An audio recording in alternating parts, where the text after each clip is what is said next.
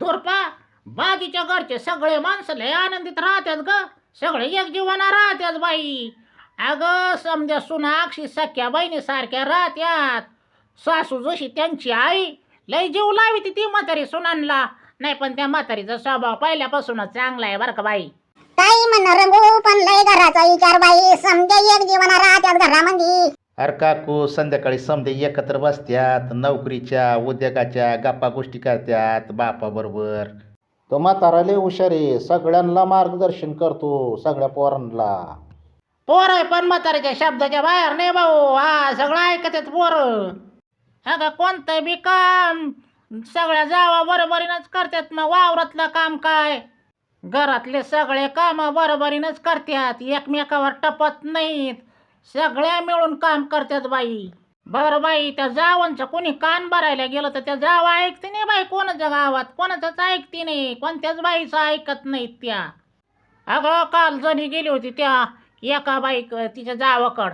पण कायची काय बाई कासरच लागून देत नाही. हा का ग सकू तुझी सासू लय खडूसन लय चिगट बाई. हा कधी कोणला चतकुर भाकर नाही द्यायची लय चिगट. अहो नाही आत्या आमची म्हातारी लय चांगली आहे. अरे दामो घरामध्ये काही ओढदोड जर केलं तर सगळे मिळून मिसळून खात्यात. एकमेकाला सोडून घास खात नाहीत. असं राहिलं का मग घर टिकत. जनतेनं घेऊन पळायचं असं नाही चालत कुटुंबात. आदर्श कुटुंब काला म्हणतात. सुखा दुखाला सगळ्यांना एकत्र राहावं लागत तेव्हा होतंय सगळं भाऊ. हा अरे काकू दमधर, त्या लहान्या पोराचं लगीन झाल्यावर मग पाय. आता तो पोरगा नोकरीला, त्याला बख्खळ पैसा, त्याला पगार पाणी भरपूर आहे. त्याची बायको शिकलेली येणार आहे घरामध्ये.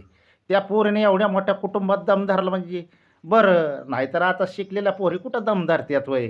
हां अरे भाऊ बाकीच्या जावांचं पाहून आपाप राहीन ती त्या कुटुंबामध्ये. मग आज अरे भाऊ सगळे एकत्र गोडवाने राहत्यात. गप्पा मारित्यात, एकमेकाची विचारपूस करत्यात. जेवायला सुद्धा काय ती एकमेकाला सोडून जेवण करते नाही. सगळेजण जेवायला एकत्रच बसत्यात. एकमेकाचं विचारपूस करत्यात. घास सोडून खाते नाही एकमेकाला. लय विचार त्यांचा भाऊ. हा कार काकू, त्या धाकट्या पोराचं लग्न झाल्यापासून त्या घरामध्ये सारखं जरा कुरबूर कुरबूर चालू झालेली दिसते. आणि भांडणं बी होत्यात. मोठा आवाज येतो कधी कधी त्या भांडणांचा. अरे दामो घरोघरी मातीच्या चुली. संसार म्हणला का भांड्याला भांडं लागणारच. भांड्याचा आवाज होणारच. मग संसार त्यालाच म्हणतात ना. का हो मामा तुम्हाला विचारित होते, तुमचा भाऊ विचारित होता पगाराचे पैसे कुठं जात्यात कुठं जात्यात. मग शेतातल्या उत्पन्नाचे पैसे कुठं जात्यात. आपलं आपलं शेपरेट घ्यायचं वायली निघायचं. मी एकत्रित अजिबात राहणार नाही तुम्हाला सांगा ते आत्ताच. सगळेजण मला बोलत राहत्यात, घालून पाडून बोलत राहत्यात. मी आता या घरामध्ये एक क्षणभर सुद्धा थांबणार नाही. मी आपल्या नवीन बंगल्यामध्ये आत्ताच्या आत्ता लगेच जाणार आहे. मला कोणी अडवण्याचा सुद्धा प्रयत्न करायचा नाही. हा लगेच डळाले आता लगेच. काकू तुला मी म्हणलं होतं ना, धाकटी सून आल्यावर घर फुटन म्हणून. फुटलं का नाही घर? खरंच की घर फुटलं ना भाऊ. मला वाटलं होतं फुटणार नाही पण धाकट्या सुनानं फोल्ड भाऊ घर फोल्ड. तुम्ही समजेजण मला पगाराचा पैसा विचारता. पगार कुठं जातो, पगार कुठं जातो, एवढा पगार पैसा आहे का, कुठं जातो पैसा. आणि मग शेतीतलं उत्पन्नाचं काय? शेतीतलं उत्पन्न मला सांगा ना किती मिळतोय. हां बरं हो तुम्ही शांत बसा.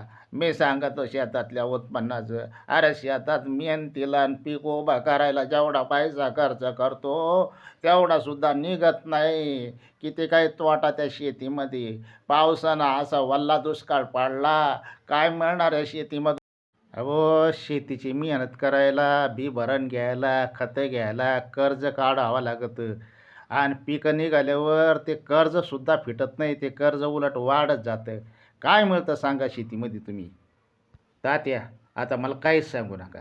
जो नवीन बांगला बांधलेला आहे त्या नवीन बांगल्यामध्ये माझा बिराड मी घेऊन जाणार आहे.